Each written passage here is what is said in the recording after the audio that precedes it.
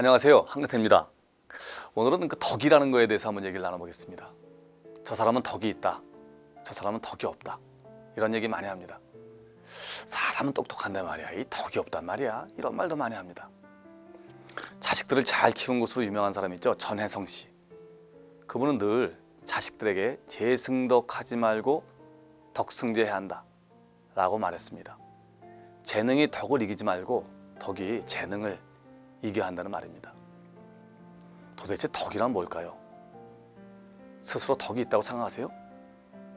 덕을 쌓기 위해서 요즘 무엇을 하세요?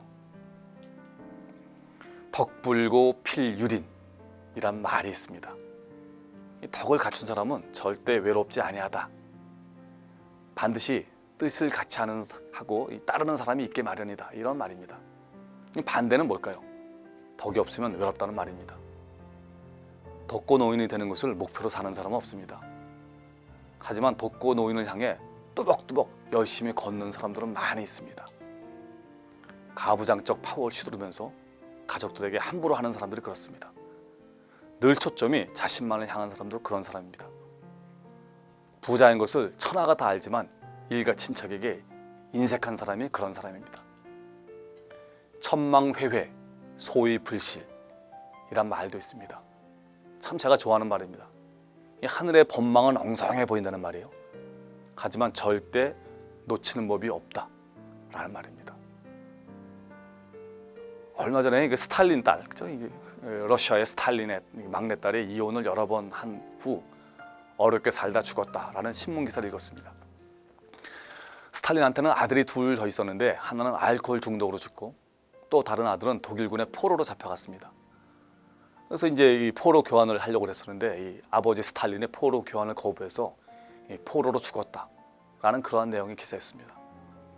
자식 셋이 다 어렵게 살다 죽은 거죠. 저는 이 기사를 읽고 뿌린 대로 거둔다. 악을 심은 자는 악을 거둘 것이고 선을 심은 자는 선을 거둘 것이다 라는 말이 생각났습니다. 본인이 그렇게 잘못한 게 많은데 그렇지 않겠어요? 자식들이 잘 되면 그게 이상한 거죠.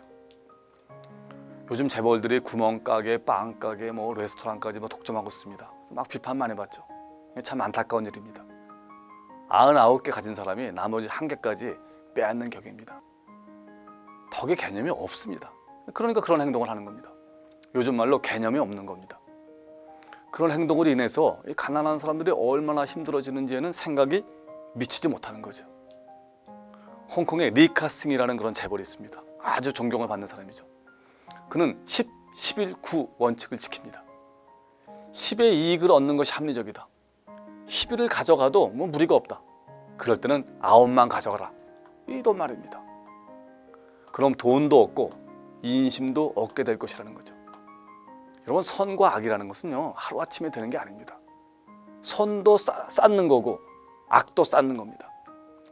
여러분, 여러분들의 곳간을 채우는 대신에 덕으로 남의 가슴 속에 이 덕을 채우시길 권합니다. 덕이란 뭘까요? 마음을 얻는 겁니다. 한비자는 이렇게 말합니다. 덕은 득이다. 득, 얻는 거라는 거죠. 덕은 도덕적 품성을 가리키는 게 아닙니다. 사람을 얻는 능력을 의미합니다. 덕이 있는 통치자는요 탁월한 신화를 얻을 수 있습니다. 스승의 덕이 있잖아요. 그럼 제자가 몰려듭니다. 덕은요 무력, 재력과는 다른 능력입니다. 무력이나 재력으로는요 몸은 잡을 수 있어요. 재벌들이, 부자가 사람들을 부릴 수가 있잖아요. 하지만 그 사람의 마음까지 얻기는 어렵습니다. 삼국지에 유비와 조자룡 얘기가 나옵니다. 조자룡은요 장비 관우랑 달라요. 돈 거리를 한 사람이 아닙니다. 조조의 100만 대군이 유비를 압박합니다. 그때 유비는요 조자룡에게 2명의 부인과 자기 아들 아두를 부탁합니다. 하지만 조자룡은 이 부인 1명을 지키지 못합니다. 죽죠. 간신히 유비 아들 하나, 이 아두라는 유비 아들 하나만 보호합니다. 이게 진짜 실패한 거죠, 자기 임무에. 그래서 조자룡은 유비의 아들 아두를 유비한테 건네면서 자기 죄를 청합니다. 죽여달라는 거죠. 그때 유비는 아들을 땅바닥에 버리면서 이렇게 말합니다.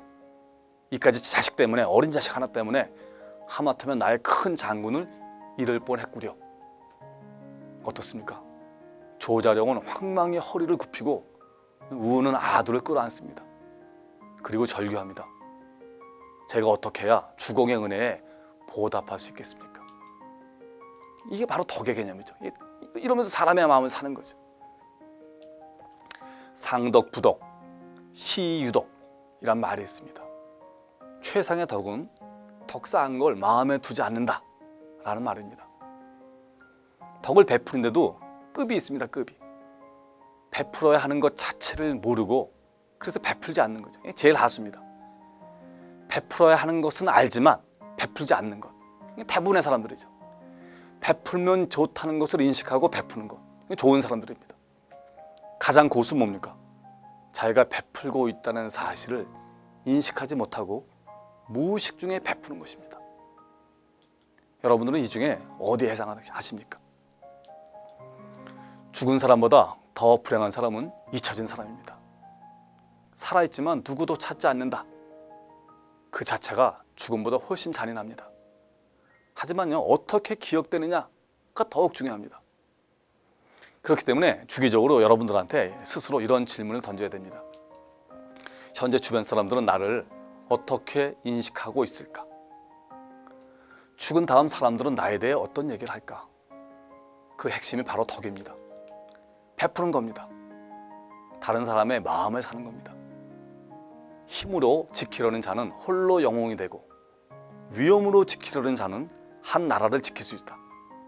하지만 덕으로 지키려는 자는 천하를 세울 수 있다. 여러분들도 덕에 대해서 새롭게 생각하시고, 그렇죠? 돈을 쌓는 것보다 덕을 쌓는데 많은 에너지를 쓰시길 바랍니다. 감사합니다.